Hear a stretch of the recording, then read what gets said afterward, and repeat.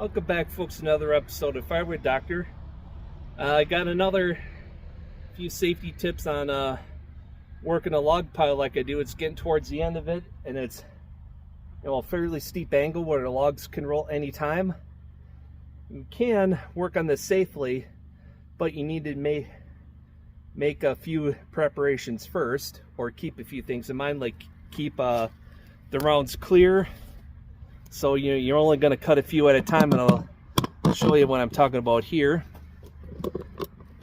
It's like, I can cut this one. I want to leave the logs down here alone, because if they move, it's going to come crashing down. So what I'll do is I'll attack this side first, take a piece or two what I can off of here, let that fall down, maybe clean up this log here. Then I'll take a couple of cuts off of these logs, what I can, maybe cut a little few off of this end, basically work this end, then go work that end the best I can while cleaning up this log first, and try, if I can, safely reach the ones above it, take them down first, and then clear off some of the ones on the bottom once the angle gets a little more shallow. But every log pile is different. You got to keep an eye on the logs, because one tiny little shift of even an eighth or a quarter inch can cause the logs to come tumbling down, especially if they're partially frozen, which they are now. It was like upper 50s yesterday, it'd be 60s something today, but tomorrow the high temperature will be dropped about 40 degrees, so we're going to be in for a freezing spell for a day and a half or two. So, like I said, I'm going to start off with cutting on this one, and maybe clean up another log, then come back here and take a few off these ends, because these logs will be first to come down that are up here. So the smaller the logs, the less momentum they'll have when they hit you. So if you're not careful, the logs will hit you. Even if you are careful, they could still hit you. So let's get cutting. Today I'm running the 572 XP with carbide chain, because it's still dirty logs, but the next load I'll be running the regular chain. So this will probably be the last video running the carbide. So let's get to it.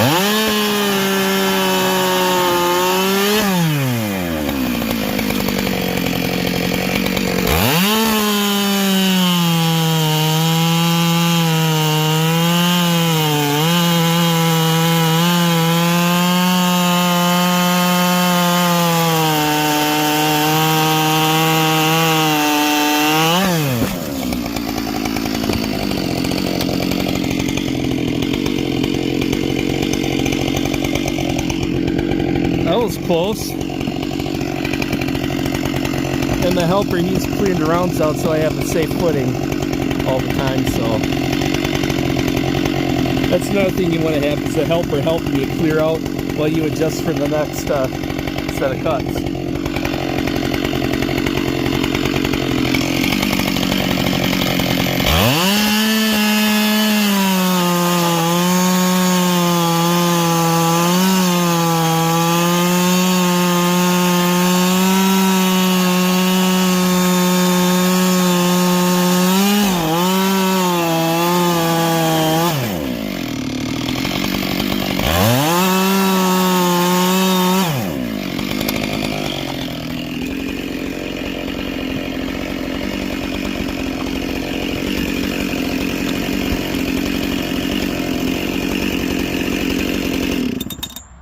What I did here, if you see me kind of go in and out with the saw, I could feel the tip hitting the log behind it.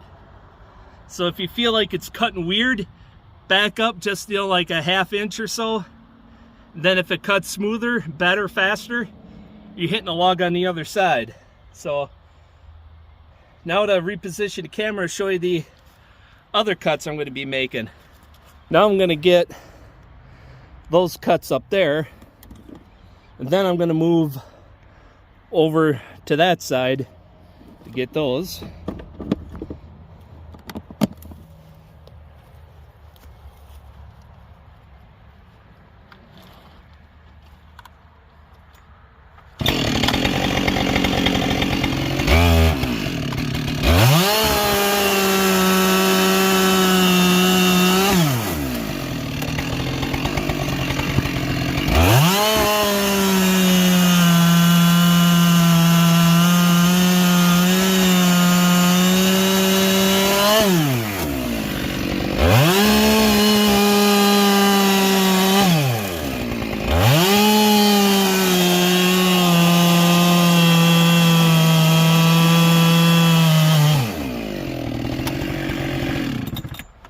Okay, with the camera at my back, I don't know if you saw it, but when I finished this cut, the log shifted downward like a ½ inch or so.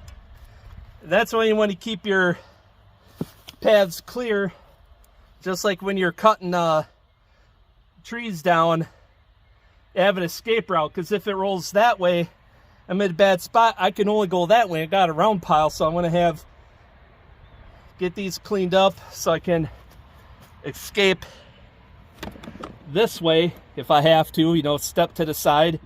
So you got to get the few rounds out of here, pick up a few behind the camera. So that's it for this one, folks. Yeah,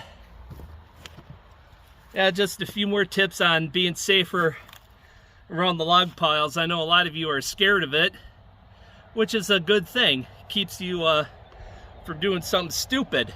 So I'm just passing along tips as they, you know, as I think of them, situations as they come up, you know, because every log pile is different. It's like every tree fall is different. You may do it the same way every time, but it could react just a, you know, a hair different than the last one. So there's no routine tree fall. It could be routine, but they're all unique. So till next time, folks, take care, get out there, do something, have fun doing it, and enjoy watching the rest of the action. So crank up the volume if you love the sound of the chainsaws.